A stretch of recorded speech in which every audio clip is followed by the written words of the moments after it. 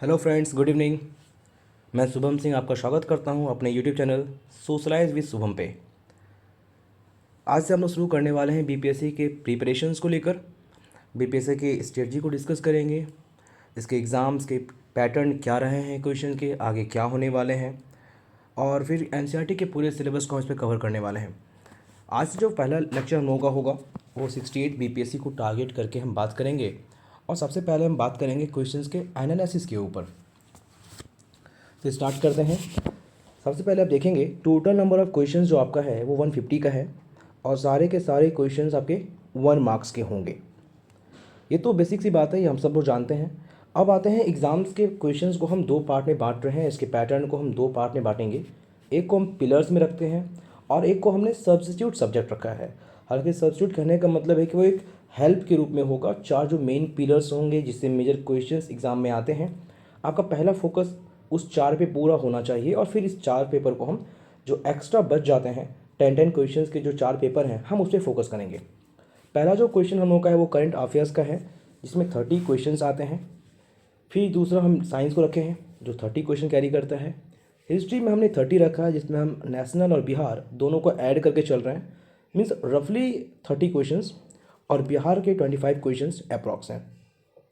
अगर हम substitute paper की बात करें तो मैथमेटिक्स में 10 क्वेश्चन आते हैं, ज्योग्राफी से 10 क्वेश्चन, इकोनॉमिक्स से 10 क्वेश्चन और पॉलिटी से 10 क्वेश्चन।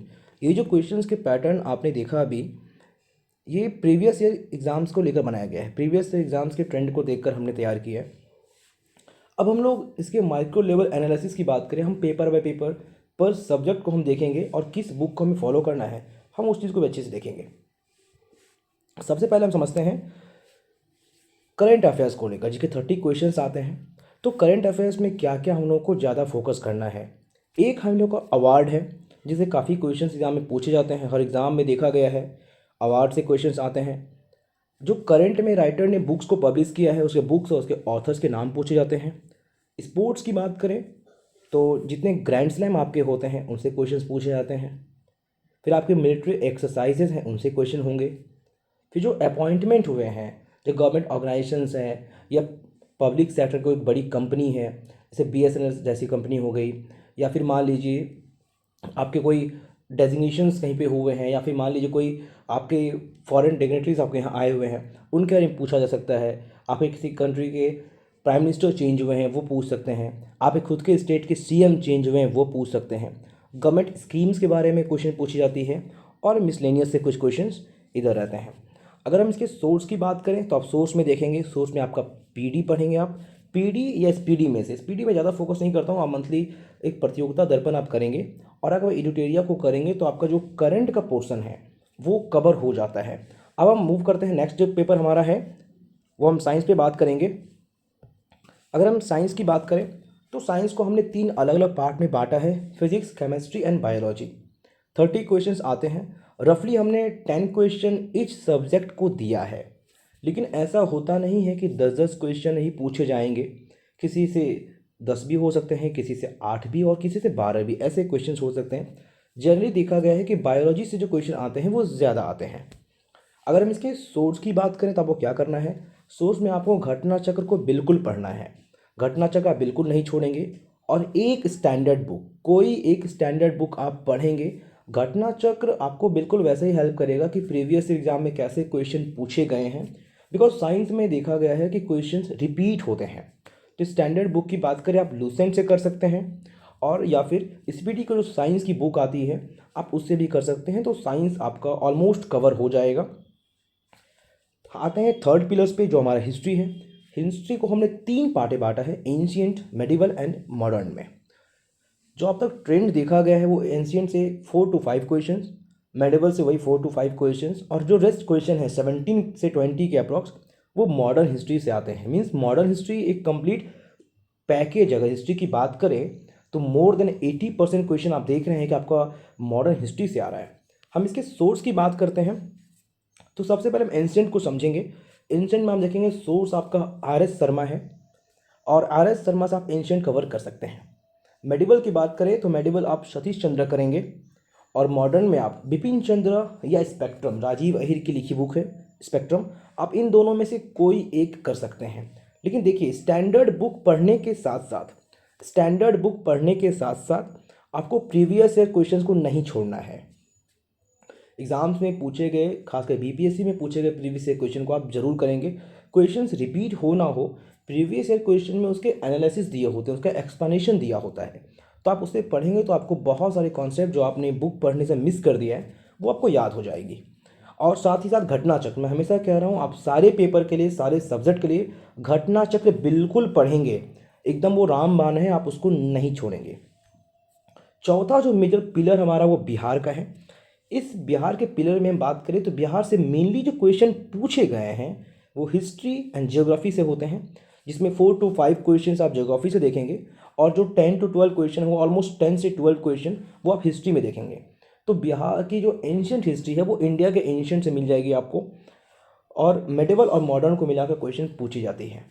और बिहार के करंट की बात करें तो करंट में स्टैटिक और इकोनॉमिक्स है। तो स्टैटिक करंट में मान लीजिए कोई योजना है सरकार की, कोई स्कीम्स सरकार ने जैसे निकाला था, सुरंदरी योजना पूछा गया, या मान लीजिए 7 निश्चय जो नीतीश कुमार जी के चल रहे हैं उससे क्वेश्चन पूछ लिया, तो वो स्टैटिक में हो गया।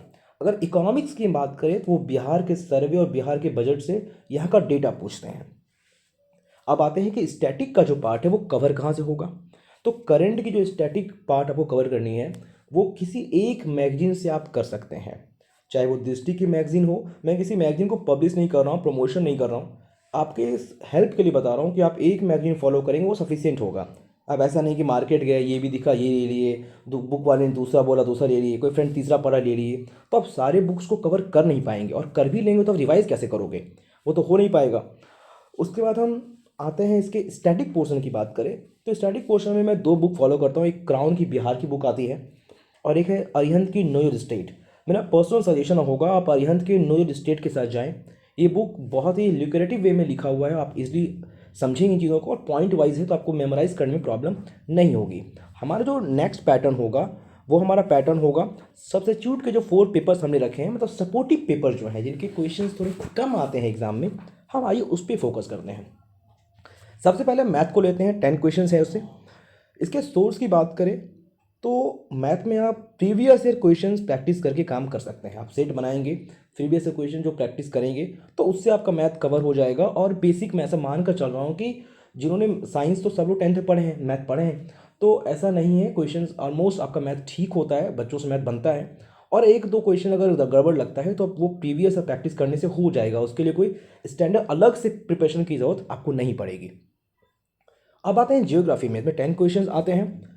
तो जियोग्राफी के की पार्ट्स को, की एरियाज को हमने पॉइंट आउट किया है। Agriculture, industry, island, tribes, port, river, climate and soil. ये जो की एरियाज हैं ये ज्योग्राफी से पढ़ेंगे, फ्रीक्वेंटली क्वेश्चंस देखे गए हैं कि इनसे एग्जाम में पूछे जाते हैं।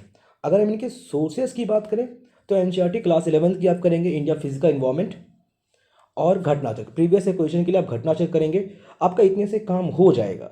अब जैसे ज्योग्राफी के लिए क्या है ना, आपको कोई जेसी लियोंग बता दूं या माजिद हुसैन बता दूं तो इतनी बल्कि हो जाती है कि आपको करने की जरूरत नहीं पड़ेगी। आप इतना एनसीईआरटी भी कवर करेंगे तो आपका काम हो जाएगा। अब आता है इकोनॉमिक्स की बात करें तो इकोनॉमिक्स से जनरली 6 से 7 क्वेश्चन पूछे हैं, एटमोस्ट 10 आ सकता है।